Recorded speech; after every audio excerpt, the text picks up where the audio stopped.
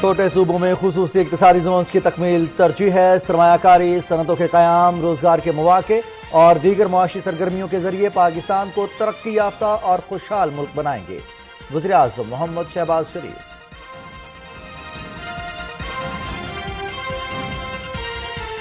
عمران خان نے اپنے خلاف سازش کا آج تک کوئی ثبوت پیش نہیں کیا۔ غلط اور جھوٹے بیانیے کی وجہ سے اداروں پر حملے کر رہے ہیں۔ عمران خان کی کرپشن کی کہانیاں روز عوام کے سامنے آ رہی ہیں۔ گزشتہ حکومت کے تمام سکینڈلز میں عمران خان کی اہلیہ کا نام آیا ہے۔ وفاقی وزیر اطلاعات مریم اورنگزیب۔ 2 روز کی تاخیر کے بعد پنجاب کا آئندہ مالی سال کا 3226 ارب روپے کا بجٹ پیش کر دیا گیا۔ سرکاری ملازمین کی تنخواہوں میں 15%، پینشن میں 5% اضافہ، دہاڑی دار طبقے اور مزدوروں کی کم سے کم اجرت 25,000 روپے مقرر۔ غریب عوام کی سہولت کے لیے 142 ارب روپے کا ریلیف پیکج۔ زراعت کے شعبے کے لیے 53 ارب 19 کروڑ روپے مختص۔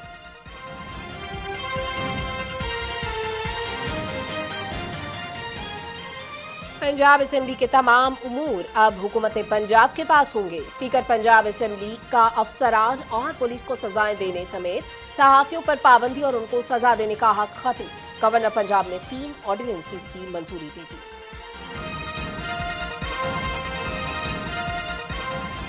وزیر اعظم محمد شہباز شریف نے پنجاب ٹیکسٹ بک بورڈ کی کتابوں کی اشاعت میں تاخیر کا نوٹس لے لیا۔ وفاقی وزیر تعلیم کو ذمہ داروں کو تعین کر کے کارروائی کرنے اور والدین اور طالب علموں کو درپیش تکالیف کے فی الفور ازالے کی ہدایت۔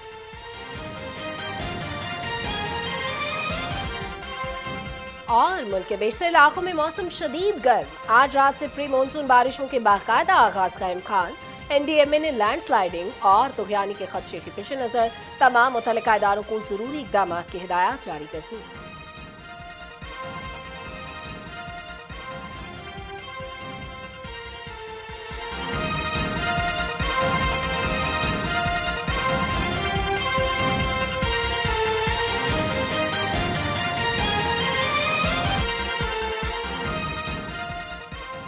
السلام علیکم ناظرین، نیوز شو ایٹ 6 کے ساتھ میں ہوں رضوان علی احمد اور میں ہوں سلمہ کوثر۔ ٹاپ سٹوریز آپ جان چکے ہیں، ان کے بارے میں تفصیل سے بات کریں گے ایک بریک کے بعد۔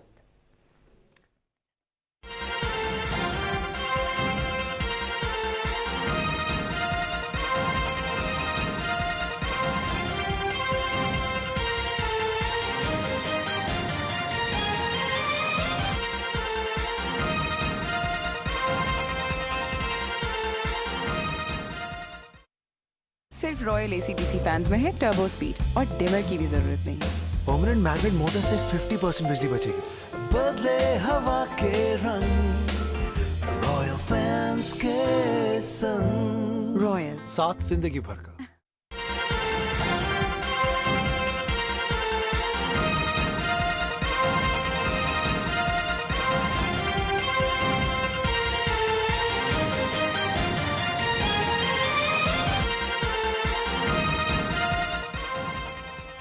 ناظرین، آج کے پروگرام کے آغاز میں بات کرتے ہیں وزیر اعظم محمد شہباز شریف کے خطاب کی۔ وزیر اعظم نے کہا ہے کہ ہمارا عزم ہے سی پیک کے تحت خصوصی اقتصادی زونز کی تکمیل مقررہ وقت پر کی جائے۔ رشقئی خصوصی اقتصادی زون کے دورے کے موقع پر خطاب میں انہوں نے کہا کہ چھوٹے صوبوں میں خصوصی اقتصادی زونز کی تکمیل ہماری ترجیح ہے۔ وزیر اعظم کا کہنا ہے کہ سرمایہ کاری، صنعتوں کے قیام، روزگار کے مواقع اور دیگر معاشی سرگرمیوں کے ذریعے پاکستان کو ایک ترقی یافتہ اور خوشحال ملک بنائیں گے۔ Cooperation with Chinese companies in these industrial zones, we were expecting and we hope that's still possible that we attract Chinese machinery in these zones and other areas where Chinese technology and Pakistani and Chinese investments can make wonderful win-win situation. Both Chinese companies and Pakistani companies utilize each other's resources. We have our cheaper labor, as said, and our skilled labor, semi-skilled labor, Chinese technology, Chinese machinery, and joint ventures. So we can send our delegation from Russia Kai and other industrial states to China, and we can have road shows over there and attract Chinese investors to come and invest in these places. Pakistan اور چین نے ماضی میں ایک دوسرے کا بھرپور ساتھ نبھایا. سی پیک منصوبوں کی تکمیل کے لیے حکومت پاکستان ہر ممکن تعاون فراہم کرے گی. وزیر اعظم محمد شہباز شریف کہتے ہیں کہ چین کے تعاون سے مزید خصوصی اقتصادی زونز کا قیام بھی عمل میں لایا جائے گا. جو بھی ٹائم لائنز آپ نے طے کی ہیں ان ٹائم لائنز کے مطابق اچیو کرنے کے لیے آپ پوری کوشش کریں تاکہ یہ جو انڈسٹریل اسٹیٹ جو اسپیشل زون ہے وہ ایک رول ماڈل بنے، نہ صرف پاکستان کے لیے بلکہ بیرونی ممالک میں جو سرمایہ کار ہیں، چاہے وہ ایکسپیٹس ہیں یا ٹرکس، چائنیز، مڈل ایسٹ کے، گلف کے جو پوٹینشیل انویسٹرز ہیں، ان کو اٹریکشن ہو، وہ سمجھے کہ یہاں پر جائیں گے تو بہت ہمیں زبردست پذیرائی ملے گی.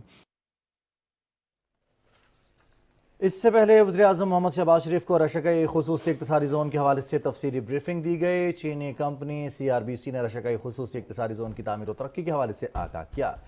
NTDC اور سوئی نارتھرن گیس کی جانب سے بھی بجلی اور گیس کی فراہمی کے حوالے سے وزیر اعظم کو بریف کیا گیا.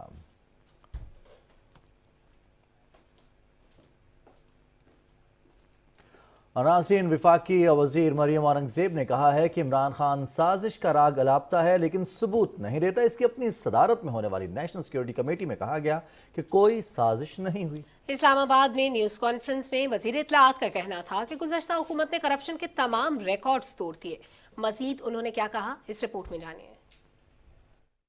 نااہل حکومت نے عوام کو ریلیف کے نام پر کرپشن کا بازار گرم کر رکھا ہوا تھا. گزشتہ حکومت کے تمام سکینڈلز میں عمران خان کی اہلیہ کا نام عیاں ہے. PTI حکومت میں بنی گالا منی گالا بنا ہوا تھا. عمران خان کا جھوٹ پر مبنی بیانیہ اپنی موت آپ مر گیا ہے. اسلام آباد میں نیوز کانفرنس میں مریم اورنگزیب نے مزید کہا، عمران خان غلط اور جھوٹے بیانیے کی وجہ سے اداروں پر حملے کر رہے ہیں. اس وقت اداروں نے ایک نیوٹرل پوزیشن جو آئینی پوزیشن ہے اس کو اختیار کیا ہے، جو آپ کو پسند نہیں ہے. آپ نے ملک کے، ریاست کے مفادات کو کوڑیوں کے دام بیچا اپنے ذاتی مفادات کے لیے. ہر سکینڈل میں آپ کو نام عمران خان کا ملے گا، ان کی اہلیہ کا ملے گا، فرح گوگی کا چہرہ ملے گا، شہزاد اکبر کا چہرہ ملے گا. یہ تمام وہ چہرے ہیں جو آپ نے رکھے ہوئے تھے اس لوٹ مار کے لیے. وفاقی وزیر اطلاعات کہتی ہیں موجودہ مہنگائی عمران خان کی حکومت کا تحفہ ہے. PTI کی حکومت نے IMF سے کمزور معاہدے کیے. پھر جاتے جاتے جب آپ کو پتہ چل گیا کہ عدم اعتماد کامیاب ہونے والی ہے تو آپ نے ملک کے اندر معیشت کے لیے جو بارودی سرنگیں بچھائیں، IMF کے کمزور معاہدے کیے، پاکستان کی عوام کی قسمت کو آپ نے IMF کے معاہدے کی بھینٹ چڑھایا. جو آپ بجٹ آیا آپ دیکھ رہے ہیں کہ اتنی مشکل حالات اور IMF کی شرائط کے باوجود ایک عوام دوست بجٹ دیا ہے. مریم اورنگزیب کا کہنا تھا کہ عوام کو ریلیف دینے کے لیے حکومت دن رات کام کر رہی ہے. انہوں نے کہا اکتوبر 2023 کے الیکشن میں عوام عمران خان کو مسترد کر دیں گے.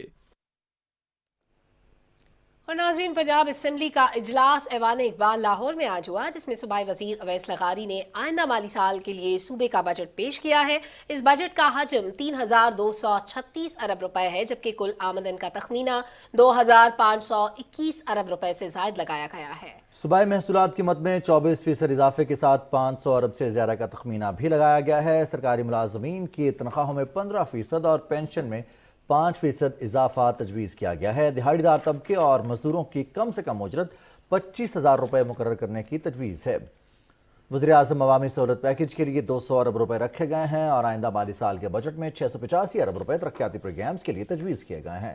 ترقیاتی بجٹ کا 40% social sector, 24% infrastructure, 6% production sector اور 2% سروسز سیکٹر پر مشتمل ہے.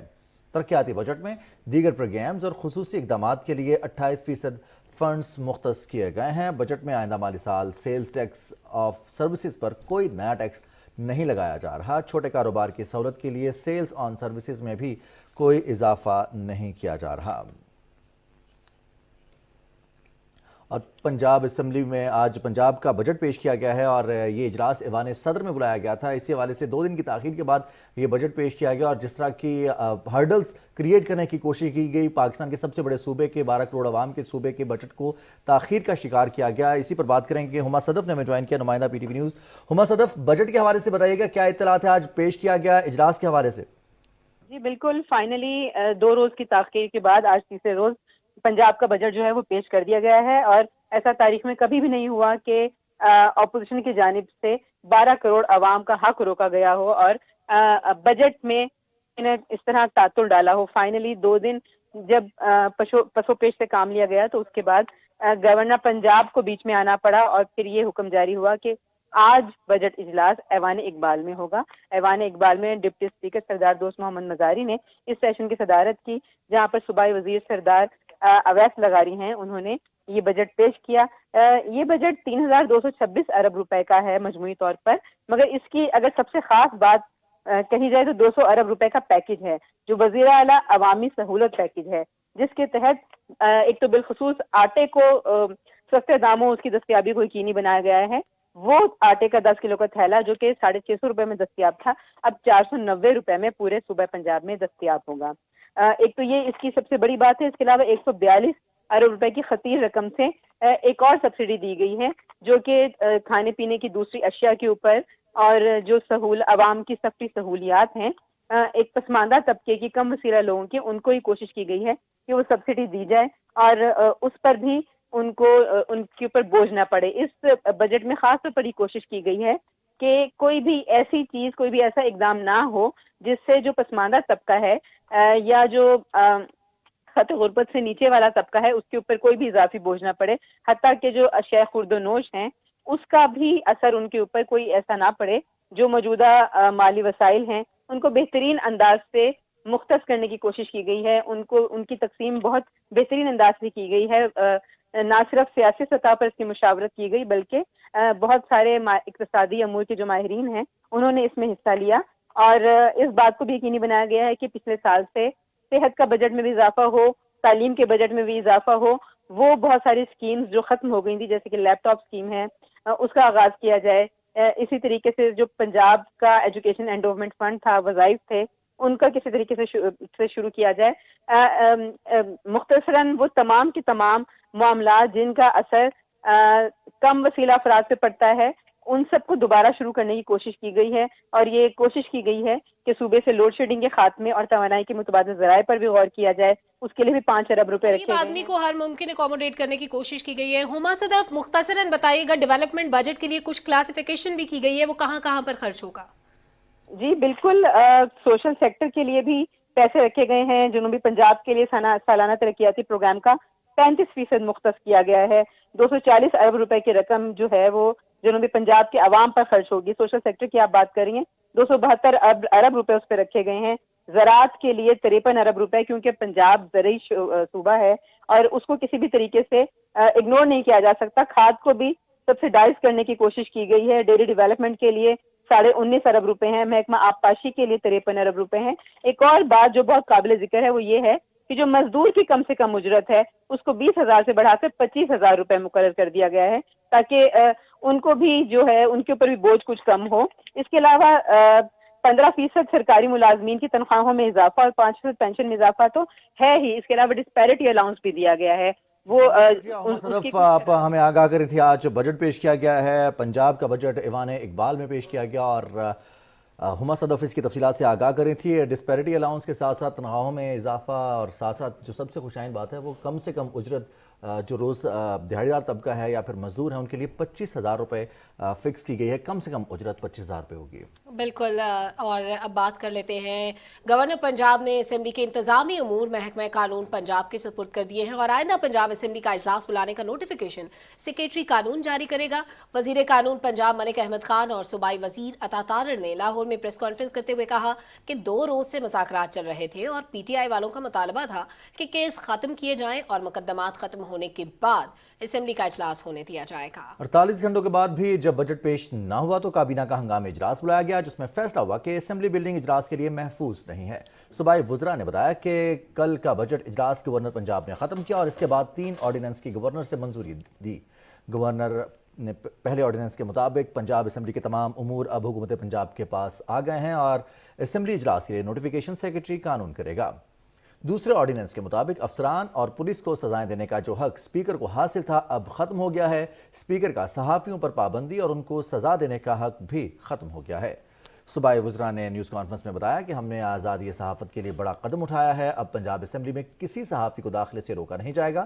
انہوں نے کہا کہ پنجاب اسمبلی کا ایوان اقبال میں ہونے والے اجلاس میں پرویز الہی کو شرکت کی دعوت دیتے ہیں کہ وہ آئیں اور اجلاس کی صدارت کریں اور تمام انتظامات خود سنبھالیں۔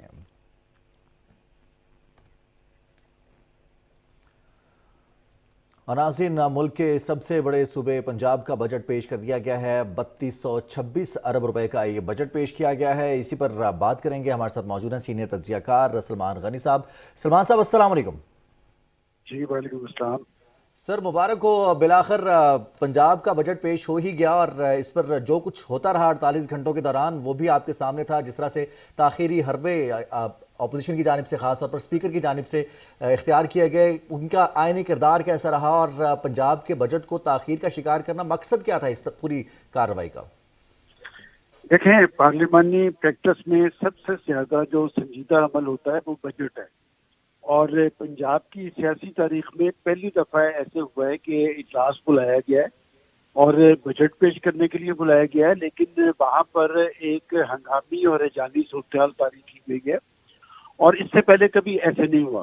اور کس نے کیا، کیوں کر کیا، آپ نے ذکر کر دیا۔ میں سمجھتا ہوں کہ اگر اسپیکر اس میں فریق نہ بنتے تو معاملہ حل ہو سکتا ہے، اور ہو سکتا تھا۔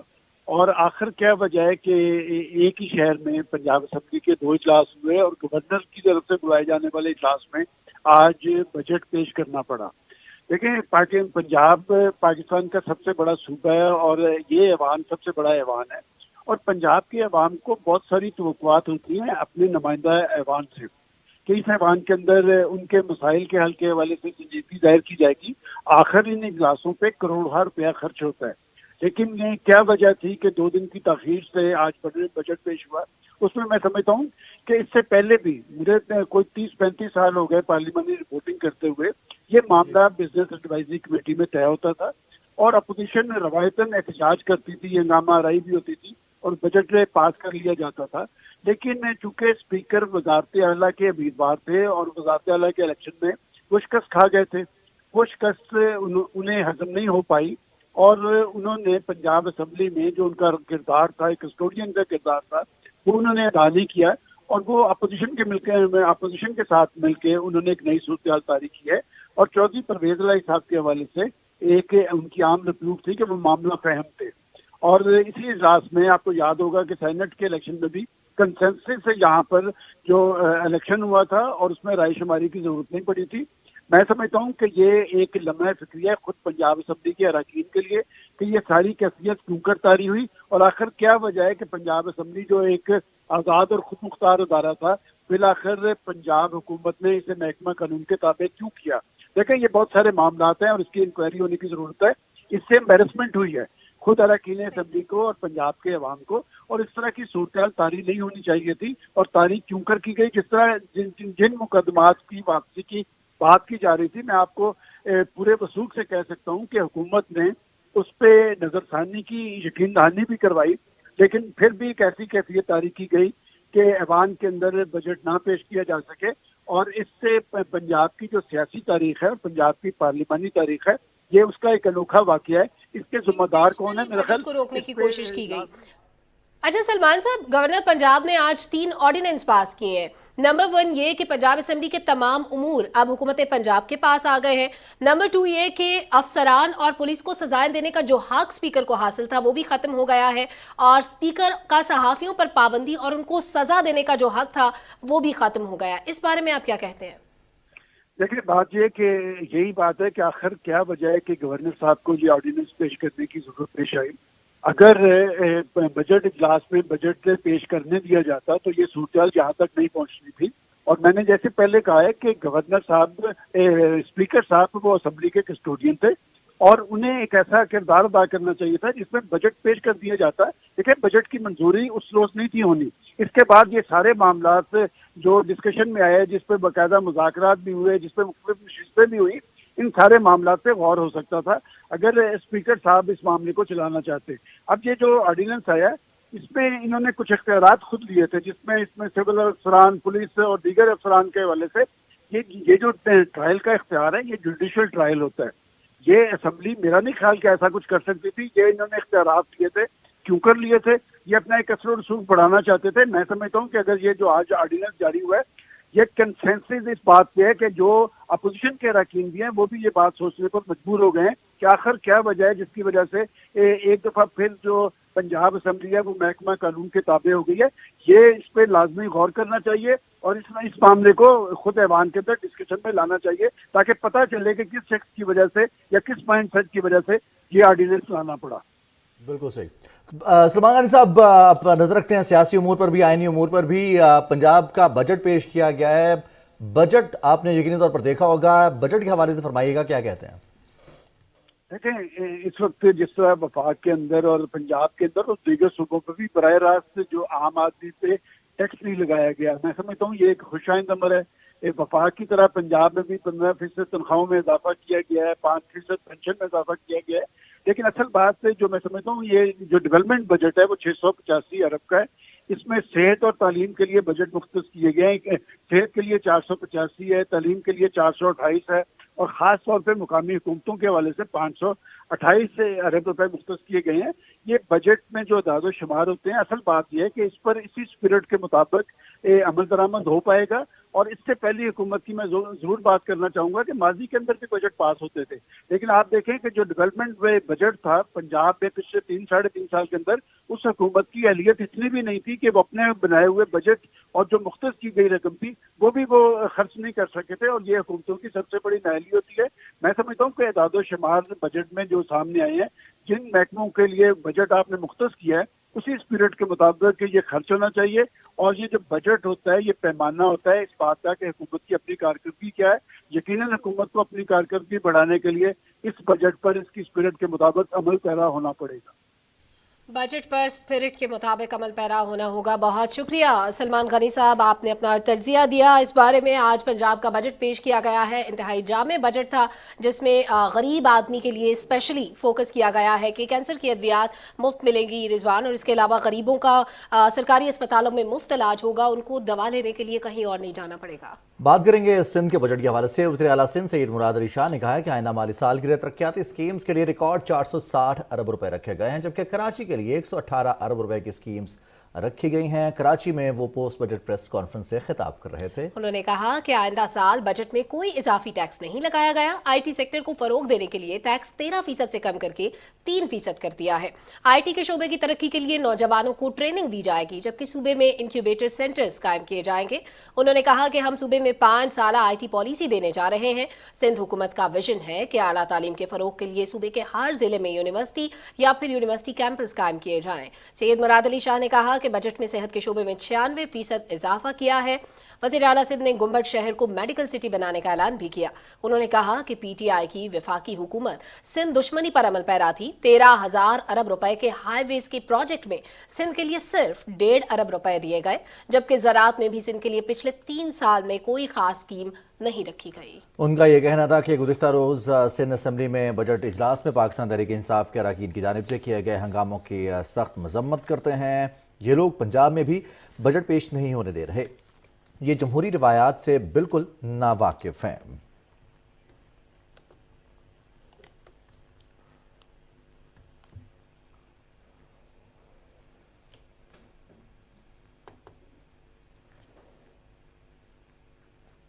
قومی اسمبلی میں بجٹ 2022-23 پر بحث جاری رہی. آئندہ مالی سال کے بجٹ پر بحث کرتے ہوئے اراکین پارلیمنٹ نے کہا کہ موجودہ بجٹ میں زرعی شعبے کی ترقی, مختلف ڈیمز کی تعمیر, صنعتوں کی بحالی اور کسانوں کی مشکلات کے ازالے کے لیے عملی اقدامات کرنا ہوں گے. اسپیکر راجہ پرویز اشرف کی صدارت میں ہونے والے اس اجلاس میں بجٹ پر تجاویز دیتے ہوئے صابر حسین, چودھری برجیز طاہر, سید مصطفیٰ محمود, نور الحسن تنویر, نواب محمد یوسف تالپور, سعد وسیم شیخ, سائرہ بانو اور ڈاکٹر مہیش کمار نے کہا کہ پاکستان کے عوام کو آئین میں دی گئی تمام سہولیات کی فراہمی یقینی بنائی جائے. یہ خسارے کا بجٹ ہے. خساروں میں کمی کے لیے عملی اقدامات اٹھانے کی ضرورت ہے. اسپیکر قومی اسمبلی راجہ پرویز اشرف نے کہا کہ آزادی صحافت اور جمہوریت لازم و ملزوم ہیں. حکومت صحافیوں کے تحفظ کے لیے اقدامات کرے. نقطہ اعتراض پر بات کرتے ہوئے وفاقی وزیر خواجہ آصف, وفاقی وزیر مرتضیٰ جاوید عباسی, برجیز طاہر اور منور علی تالپور نے کہا کہ پوری دنیا میں گستاخانہ مواد کی روک تھام کے لیے سب کو اپنا کردار ادا کرنا ہوگا. زرعی زمینوں پر رہائشی کالونیز کے قیام کی روک تھام کرنا ہوگی. قومی اسمبلی کا اجلاس सुबह 11 बजे तक के लिए मुलतवी कर दिया गया। और अब बात करते हैं सेनेट की, जहां कायदे हिज़्ब इख्तिलाफ डॉक्टर वसीम शहजाद ने वफाकी बजट पर बहस का बाकायदा आगाज कर दिया है। सेनेट का इजलास चेयरमैन मोहम्मद सादिक संजरानी की सदारत में हुआ। कायदे हिज़्ब इख्तिलाफ डॉक्टर शहजाद वसीम ने वफाकी बजट पर इज़हार ख्याल करते हुए कहा कि वफाकी मिज़ानिये में आम आदमी की फलाह के लिए नाकाफ़ी इकदाम किए गए हैं। उन्होंने कहा कि बजट में नए टैक्स लगाए जाने से आम आदमी पर महंगाई का नया बोझ बढ़ गया है। डॉक्टर वसीम शहजाद ने कहा कि कौमों पर मुश्किलात आती रहती हैं, लेकिन मुत्तहिद होकर इन मुश्किलात से बाहर निकल सकते हैं। कायदे हिज़्ब इख्तिलाफ ने अपनी तकरीर में हुर्रियत रहनुमा यासीन मलिक की अहलिया को सफारती पासपोर्ट जारी करने का भी मुतालबा किया। बजट में बहस में हिस्सा लेते हुए सेनेटर मुजफ्फर हुसैन शाह ने कहा कि बढ़ती हुई महंगाई की बड़ी वजह आलमी सतह पर पेट्रोलियम मसनूआत की कीमतों में इजाफा होना है। वफाकी बजट पर अपनी तजावीज़ देते हुए उन्होंने कहा कि ज़राअत और काश्तकारों की फलाह के लिए खादों और मयारी बीज पर टारगेटेड सब्सिडी दी जाए। कपास की इमदादी कीमत कम से कम 8,000 रुपए फी मन मुकर्रर की जाए। अहम फसलों की पैदावार बढ़ाने के लिए खुसूसी जोन्स भी बनाए जाएं। उन्होंने मुतालबा किया कि सेनेट को भी माली इख्तियारात दिए जाएं। सेनेटर शौकत तरीन, सेनेटर मोहसिन अजीज, सेनेटर कुरतुलैन मरी, कामरान मुर्तजा और रजा रब्बानी ने वफाकी बजट पर इजहार ख्याल करते हुए कहा कि अवाम को रिलीफ देने के लिए मजीद इकदाम किए जाएं। महंगाई पर काबू पाना सबसे बड़ा मसला है। उनका ये कहना है कि सेनेट से मंजूर होने वाली सिफारिशात को वफाकी बजट का हिस्सा बनाया जाए। साबिक सदर जनरल परवेज मुशर्रफ की वतन वापसी के मामले पर सैयद यूसुफ रजा गिलानी, मौलाना Abdul Ghafoor Hydari, senator Ejaz Chaudhary, senator Falaknaz, senator Irfan Siddiqui, senator Faisal Javed Khan और ताहिर बजिंजो ने भी इजहार ख्याल किया। सेनेट का इजलास सुबह 10:30 बजे दोबारा होगा। प्रोग्राम में मजीद स्टोरीज पर बात होगी एक ब्रेक के बाद। साथ रहिएगा।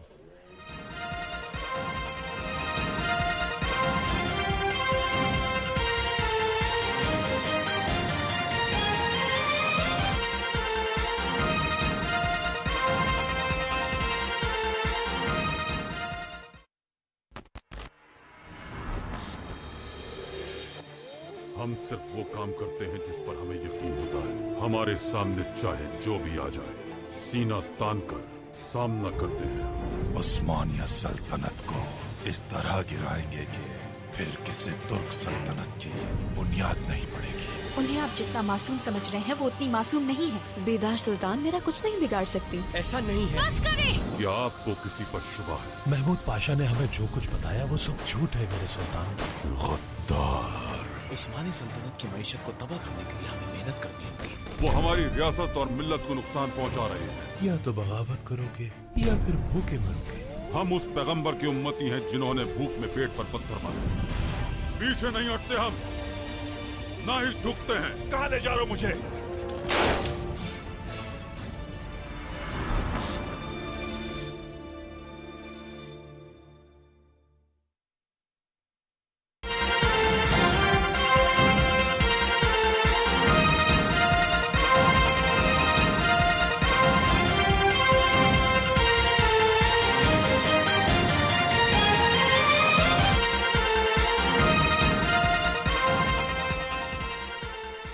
प्रज्ञा, मैं आपको एक बार फिर खुश आमदीद कहते हैं। और बजट पर बात हो रही थी, सेनेट इजलास की हमने बात की और जिसमें ज़्यादातर जोर दिया गया कि अवामी मुश्किलात को कम करने के लिए हुकूमत इकदाम किए जाएँ। और सलमा, अब बैरूनी महाज पर भी पाकिस्तान को एक तवील अरसे से एक ऐसी तलवार थी जिसमें भारत ये कोशिश कर रहा था कि पाकिस्तान को ग्रे लिस्ट में रखा जाए या ब्लैक लिस्ट करवाया जाए। हम बात कर रहे हैं फैटफ की। फैटफ के मामले पर भारत की रशदवानियों के बायस पाकिस्तान को मुश्किलात का काफ़ी सामना रहा है। पाकिस्तान ने भारत की मकरू कोशिश को नाकाम बना दिया और अभी ग्रे लिस्ट से निकलने के लिए एक्शन प्लान के ज्यादातर जो निकात थे उन पर पाकिस्तान ने अमल दरामद यकीनी बना लिया है। ये रिपोर्ट मुलाहिजा कीजिए। पिछले 2 साल से पाकिस्तान को लाफेयर का सामना रहा और बिलखुसूस भारत की लाबी ने पाकिस्तान के लिए बहुत सी मुश्किलात पैदा की। पाकिस्तान ग्रे लिस्ट में डाला गया और हिंदुस्तान की कोशिश थी कि हर हाल में ब्लैक लिस्ट करवाया जाए। ताहम पाक फौज ने इस भारतीय साजिश को नाकाम बना दिया। पाक फौज की कोशिशों से FATF के 27 में से 26 पॉइंट्स पर अमल दरामद को यकीनी बनाया गया। नतीजे के तौर पर पाकिस्तान ग्रे लिस्ट से व्हाइट लिस्ट की तरफ गामजन हुआ। Chief of army staff general Qamar Javed Bajwa Bajwa کے احکامات پر GHQ میں ایک میجر جنرل کی سربراہی میں خصوصی سیل قائم کیا گیا۔ اس سیل نے مختلف محکموں، وزارتوں اور ایجنسیز کے درمیان کوآرڈینیشن میکانزم بنایا، ہر پوائنٹ کے حوالے سے ایک مکمل ایکشن پلان مرتب کیا اور تمام محکموں، وزارتوں اور ایجنسیز سے اس پر عمل درآمد بھی کروایا۔ سیل نے دن رات کام کر کے منی لانڈرنگ، ٹیرر فائنانسنگ، بطاخوری، اغوا برائے تاوان اور ٹارگٹ کلنگ پر مؤثر لائحہ عمل سے قابو پایا، جس کی وجہ سے FATF میں کامیابی حاصل ہوئی۔ دہشت گردوں کی مالی معاونت کے ضمن میں 27 میں سے 26 پوائنٹس پر عمل درآمد مکمل ہو چکا ہے، جبکہ منی لانڈرنگ کے سدباب کے لیے 7 میں سے 4 پوائنٹس پر عمل درآمد ہوا، جو کہ FATF کی تاریخ میں بے مثال پیش رفت ہے۔ دہشت گردی کی روک تھام کے لیے دہشت گردوں کے سہولت کاروں کی مالی معاونت، تحقیقات اور تمام متعلقہ تنظیموں کے خلاف قانونی کارروائی کی گئی۔ پاکستان کی ترقی کو پائیدار اور مستحکم بنانے کے لیے اینٹی منی لانڈرنگ ایکٹ میں ترامیم، فارن ایکسچینج ریگولیٹری ایکٹ میں ترامیم سمیت باہمی قانونی معاونت ایکٹ کے نفاذ کے ذریعے مختلف قانونی، مالی اور دہشت گردی سے متعلق پہلوؤں کو حل کیا گیا۔ پاکستان کے نظام کو مضبوط بنانے کے لیے اینٹی منی لانڈرنگ اور کاؤنٹر فائنانسنگ آف ٹیررزم کی حوصلہ شکنی کی گئی۔ حوالہ اور ہنڈی نیٹ ورکس کے خلاف مؤثر اور فوری کارروائی عمل میں لائی گئی۔ اینٹی منی لانڈرنگ اور کاؤنٹر فائنانسنگ آف ٹیررزم کے خلاف بین الاقوامی سطح پر باہمی حمایت کی گئی۔ یاسر حسین، پاکستان ٹیلی ویژن نیوز، اسلام آباد۔ اور ناظرین، آج پاکستان اسٹاک ایکسچینج میں تیزی کا رجحان دیکھنے میں آیا ہے۔ 100 انڈیکس 384 پوائنٹس کے اضافے سے 41,438 پر بند ہوا۔ بازار حصص میں 350 کمپنیز کے شیئرز کا کاروبار ہوا، جن میں سے 179 کمپنیز کے شیئرز کی قیمتوں میں تیزی، جبکہ 140 کمپنیز کے شیئرز کی قیمتوں میں کمی ہوئی، جبکہ 31 کمپنیوں کے شیئرز کی قیمتیں مستحکم رہیں۔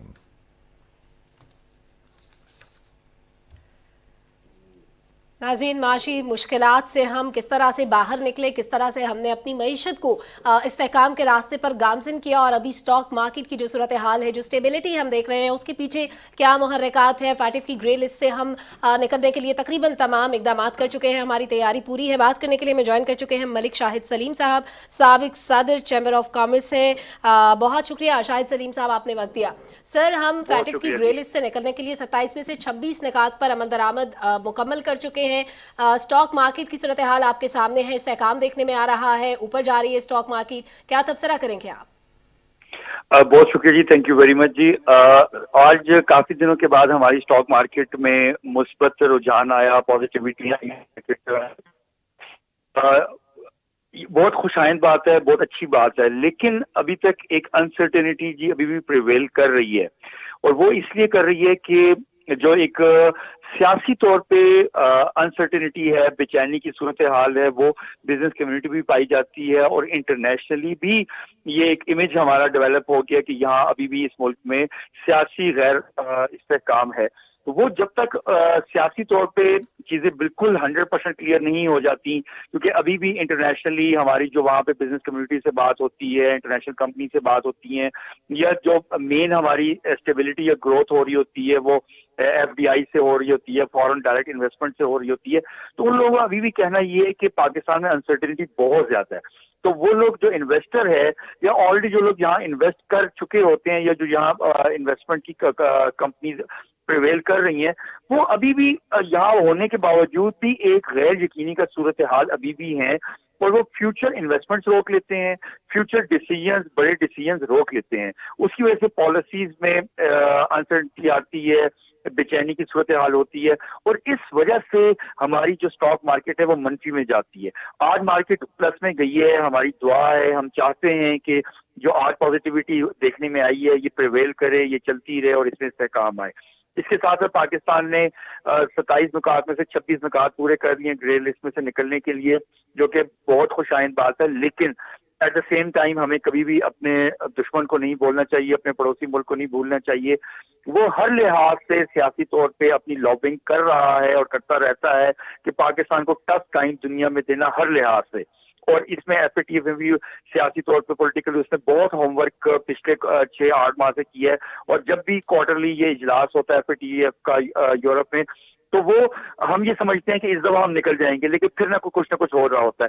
تو یہ چیزوں پہ بھی ہمیں نظر رکھنا ہوگا کہ ہمیں اپنا فورن پالیسیز اور فورن ہمارے جو एम्बेसडर्स हैं पूरी दुनिया में, उनके जरिए भी हमें भी अपनी बड़ी स्ट्रॉन्ग होमवर्क और लॉबिंग पाकिस्तान के इमेज के मुतालिक उन मुल्कों में करनी चाहिए जिन जिन इदारों में वो हैं, और हमारे सफीर हैं और जो लोग बाहर मुकीम है, कि हमें भी इसमें से निकलना है और हमें काउंटर करना चाहिए उन चीज़ों को जो हमारा पड़ोसी मुल्क जो दुश्मन हमारे खिलाफ कर रहा होता है। मलिक साहब, अभी हम देख रहे हैं कि वज़ीर ख़ारजा बिलावल भुट्टो ज़रदारी, वज़ीर ममलिकत ख़ारजा अमूर हिना रबानी खर भी बैरून मुल्क के दौरों पर रहे, और अभी जर्मनी के वज़ीर ख़ारजा पाकिस्तान आई तो उन्होंने भी इस चीज़ का इजहार किया। पाकिस्तान की जो कारकर्दगी रही है फैटफ के हवाले से, जो डिमांड्स फैटफ की, उस पर काफ़ी अच्छी पेशरफ्त की है पाकिस्तान ने।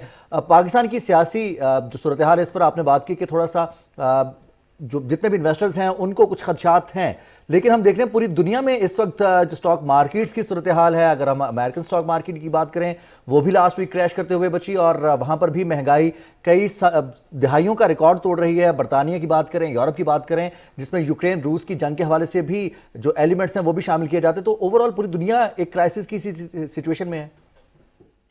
बिल्कुल है जी, बिल्कुल है, लेकिन इस बात का जो आपने बात की, हम ये तो लॉजिक नहीं दे सकते या इस चीज का एज तो नहीं दे सकते कि जी पूरी दुनिया में तबाही हो रही है या पूरी दुनिया में मार्केट क्रैश हो रही है तो हमारी भी होती है तो हो जाए। नहीं, बात ये है कि अब वो बड़ी इकोनॉमीज हैं, चाहे यूके की स्टॉक एक्सचेंज है, चाहे वो न्यूयॉर्क स्टॉक वॉल स्ट्रीट है, यूएसए की है या कनाडा की है या और मुल्कों की है, वो बड़ी इकोनॉमीज हैं। आपने 2 साल जो कोविड के वो देखे होंगे कि कितना बुरा वक्त आया, हमने तो फिर भी उसमें प्रिवेल किया, हमने फिर भी थोड़ा सा उसमें अल्लाह का शुक्र है कि हमारा बचाव हो गया, लेकिन उनकी बिल्कुल मार्केट जब क्रैश कर गई, स्टॉक एक्सचेंज क्रैश कर गए, उसके बावजूद भी वो मुल्क डिफॉल्ट तो नहीं हुए।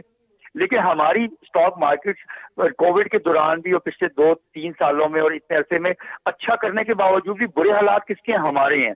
इसका मतलब है कि हमें अभी और ज्यादा काम करने की जरूरत है, हमें और ज्यादा इस्तेकाम लेके आना है, हमें अभी और ज्यादा अपनी एक्सपोर्ट्स को और जराए आमदन बढ़ाने हैं, इंडिविजुअली नहीं, अपने मुल्क के लिए। जब तक हमारे पास फॉरेन एक्सचेंज रिजर्व नहीं बढ़ेंगे, डॉलर नहीं आएगा, एक्सपोर्ट नहीं बढ़ेंगी, लॉन्ग टर्म पॉलिसीज नहीं होंगी। इसमें हम बिजनेस कम्युनिटी की तरफ से हम ये भी ऐड करना चाहेंगे, रावलपिंडी चैम्बर ऑफ कॉमर्स, हम बार बार कह रहे हैं कि तमाम सियासी पार्टियों को बैठ के अब वक्त आगे चार्टर ऑफ इकोनॉमी साइन करना चाहिए, कि हुकूमत जिसकी भी हो और जितने अरसे के लिए भी आए, पॉलिसीज जो बिजनेस कम्युनिटी के हवाले से हो, मुल्क की मईशत की जो पॉलिसीज हो, उनमें रुकावट नहीं आनी चाहिए। हुकूमत जब भी चेंज हो, जैसे भी चेंज हो, अगले ही दिन उन्हीं पॉलिसीज पे काम शुरू हो जाना चाहिए। जी, पॉलिसीज पर तसलसल होना चाहिए। बहुत शुक्रिया मलिक शाहिद सलीम साहब, बात कर रहे थे पाकिस्तान टेलीविजन न्यूज़ से, और इकोनॉमी की ताज़ा तरीन सूरत हाल पर आप अपना तज्जिया पेश करते थे। वज़ीर आज़म मोहम्मद शहबाज शरीफ भी इस चीज़ पर बात कर चुके हैं कि चार्टर ऑफ इकोनॉमी होना चाहिए, हमें लॉन्ग टर्म पॉलिसीज तश्कील देनी चाहिए। हुकूमत किसी की भी हो, पाकिस्तान में जो इकनॉमिक पॉलिसीज़ हैं उनका तसलसल बहुत ज़रूरी है, और साथ साथ जिससे ताजिर बरादरी की नुमाइंदगी भी कर रहे थे मलिक शाहिद सलीम साहब, तो वज़ीर आज़म मोहम्मद शहबाज शरीफ ने इस बात का भी कहा है, उनका इस चीज़ का इजहार किया है कि जो ताजिर बरादरी है, सरमायाकार हैं, उनकी जिम्मेदारी इस तरह की सिचुएशन में मजीद बढ़ गई है। बिल्कुल रिजवान, और एक और इम्पॉर्टेंट इशू की बात कर लेते हैं जिसका वज़ीर आज़म मोहम्मद शहबाज शरीफ ने नोटिस भी लिया है। पंजाब टेक्स्ट बुक बोर्ड की किताबों की इशाअत में ताख़ीर हुई, जिसका वज़ीर आज़म ने सख्ती से नोटिस लेते हुए वज़ीर तालीम राना तनवीर हुसैन को इस मामले पर फौरी कार्रवाई करके रिपोर्ट पेश करने की हिदायत कर दी है। वज़ीर आज़म ने हिदायत की है कि मसले के जिम्मेदारों का तयन करके कार्रवाई अमल में लाई जाए। वज़ीर आज़म ने वफाकी वज़ीर तालीम को हिदायत की कि वालिदैन और तालिबे इल्मों को दरपेश तकालीफ को फिल फौर दूर किया जाए और इस अमर को यकीनी बनाया जाए कि आइंदा इस नौयत का मसला पैदा ना हो। और आज के दिन के बात करेंगे। आज एक अहम दिन है, बुजुर्गों से बदसलूकी की रोकथाम का शऊर उजागर करने का आज आलमी दिन है। इस दिन को अक़वाम मुत्तहिदा की जनरल असम्बली ने एक करारदाद के जरिए दिसंबर 2011 में मंजूर किया था। दीन इस्लाम में बुजुर्गों की इज्जत व तकरीम और एहतराम को अव्वलियत दी गई है। कराची से सुहेल जमाली की रिपोर्ट मुलाहिजा कीजिए। हेट माई सेल्फ, तो मुझे ये फिक्र होगी कि लोगों को मैं कैसी लगती हूँ तो मैं गुस्सा करती। बेसिकली अक़वाम मुत्तहिदा ने 11 बरस कबल बुजुर्ग अफराद से बदसलूकी की रोकथाम का शऊर उजागर करने के लिए आलमी दिन मनाने का फैसला किया। मगरबी ममालिक में औलाद और अहले खाना की बदसलूकी के शिकार वालिदैन और बुजुर्ग ओल्ड हाउसेज में पनाह ले लेते हैं। अमरीका के बारे में बाज़ आदाद व शुमार ये कहते हैं कि वहाँ हर 3 में से 1 खातून जिसकी उम्र 65 साल से ज़्यादा हो चुकी हो, वो किसी न किसी शक्ल में इस तशद्दुद का शिकार होती है। और मर्दों के बारे में कहा जाता है कि 4 में से 1 मर्द को किसी न किसी शक्ल में तशद्दुद का सामना करना पड़ता है। इस्लामी तालीमात में मुतादिद मकामात पर बूढ़े वालिदैन और बुजुर्गों से हुस्न सलूक के अहकामात और हिदायत मौजूद हैं। نبی کریم صلی اللہ علیہ وآلہ وسلم نے فرمایا کہ وہ شخص ہم میں سے نہیں جو ہمارے چھوٹوں پر رحم نہ کرے اور ہمارے بڑوں کی عزت نہ کرے۔ حقیقت یہ کہ اس سلسلے میں قرآنی آیت یاد کر لینی چاہیے کہ جو بچوں کو یہ تاکید کرتی ہے کہ تمہارے والدین جب بوڑھے ہو جائیں یا دونوں موجود ہوں یا ان میں سے ایک موجود ہو، ان کے ساتھ اف بھی نہ کرو، ان کے ساتھ جھگڑے کی بات نہ کرو۔ بدقسمتی سے جہاں وطن عزیز میں بزرگوں سے بدسلوکی کے واقعات کی خبریں میڈیا کی زینت بنتی ہیں، وہیں اولڈ ہاؤسز میں بھی بوڑھوں کی تعداد میں اضافہ ہو رہا ہے، جس کی روک تھام معاشرے کے ہر فرد کا فریضہ ہے۔ سہیل جمالی، پاکستان ٹیلی ویژن نیوز، کراچی۔ اور اب بات ہو جائے موسم کی۔ محکمہ موسمیات کا کہنا ہے کہ آئندہ 12 گھنٹے کے دوران ملک کے بیشتر میدانی علاقوں میں موسم شدید گرم اور خشک، جبکہ جنوبی پنجاب اور بالائی سندھ میں گرد آلود ہوائیں اور آندھی چلنے کا امکان ہے۔ بالائی خیبر پختونخوا، اسلام آباد، خطہ پوچھوار، گلگت بلتستان، کشمیر اور ملکہ پہاڑی علاقوں میں تیز ہوا اور گرج چمک کے ساتھ بارش ہو سکتی ہے۔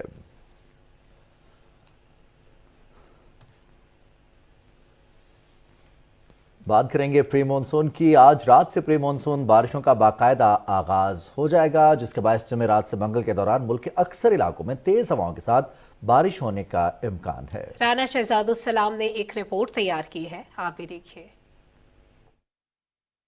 محکمہ موسمیات کے مطابق بحیرہ عرب سے مرطوب ہوائیں 15 جون کی رات سے ملک کے بالائی علاقوں میں داخل ہوں گی، جس کے باعث کشمیر، گلگت بلتستان، بھمبر، کوٹلی، میرپور، پونچھ، باغ، حویلی، ہٹیاں، مظفر آباد، نیلم ویلی، استور، غزر، دیامیر، ہنزا اور سکردو میں تیز ہواؤں اور گرج چمک کے ساتھ بارش کا امکان ہے۔ اس دوران بعض مقامات پر موسلادھار بارش بھی ہو سکتی ہے۔ جمعرات سے منگل کے دوران اسلام آباد، راولپنڈی، مری، اٹک، چکوال، جہلم، میاں والی، سرگودا، خوشاب، حافظ آباد، منڈی بہاؤدین، سیالکوٹ، ناروال، لاہور، شیخوپورہ، فیصل آباد، جھنگ، ٹوبہ ٹیکسنگ، جبکہ جمعے سے پیر کے دوران ملتان، ڈیرہ غازی خان، راجن پور، بھکر، لیا، مظفر گڑھ، کوٹ ادو، ساہیوال، خانے وال، پاک پتن، اکاڑا، بہاول نگر، بہاولپور، خانپور اور رحیم یار خان میں وقفے سے آندھی، تیز ہواؤں اور گرج چمک کے ساتھ بارش کا امکان ہے۔ محکمہ موسمیات کے مطابق 16 اور 17 جون کی شام کو راولپنڈی، اسلام آباد، جہلم، گجرانوالا، سیالکوٹ، لاہور، قصور اور شیخوپورہ میں موسلادھار بارش ہو سکتی ہے، جس کے باعث راولپنڈی اور لاہور میں اربن فلڈنگ کا خدشہ ہے۔ 15 سے 22 جون کے درمیان خیبر پختونخوا میں وقفے سے گرج چمک کے ساتھ بارش کی توقع ہے۔ 17 سے 20 جون کے درمیان بلوچستان میں آندھی اور گرج چمک کے ساتھ بارش کا امکان ہے۔ صوبہ سندھ میں 17 اور 19 جون کے درمیان گرد آلود ہوائیں چلنے اور گرج چمک کے ساتھ بارش ہو سکتی ہے۔ موسلادھار بارش کے باعث کشمیر، گلگت بلتستان اور بالائی خیبر پختونخوا میں لینڈ سلائیڈنگ، جبکہ بلوچستان کے مشرقی علاقوں میں طغیانی کا خدشہ ہے۔ این ڈی ایم اے نے تمام متعلقہ اداروں کو ہنگامی صورتحال سے نمٹنے کے لیے ضروری اقدامات کرنے کی ہدایات جاری کر دی ہیں۔ اسٹیٹ ڈیزاسٹر مینجمنٹ اتھارٹی نے آزاد کشمیر میں مانسون کی بارشوں کے دوران کسی بھی ناگہانی صورتحال سے نمٹنے کے لیے تیاریاں شروع کر دی ہیں۔ مظفر آباد اور خیبر پختونخوا کے سنگم پر واقع ڈیم میں ریسکیو ٹیموں کی پیشہ ورانہ استعداد کار بڑھانے کے لیے تربیت کا سلسلہ جاری ہے۔ رانا شہزاد السلام، پاکستان ٹیلی ویژن نیوز، اسلام آباد۔ پری مونسون بارشوں کا باقاعدہ آغاز ہوگا۔ رانا شہزاد السلام کی رپورٹ آپ نے ملاحظہ کی۔ اس رپورٹ کے ساتھ ہی ہمارے نیوز شو کا وقت ختم ہوا۔ چاہتا ہے ایک بریک کے بعد آپ ملاحظہ کر سکیں گے علاقائی خبریں۔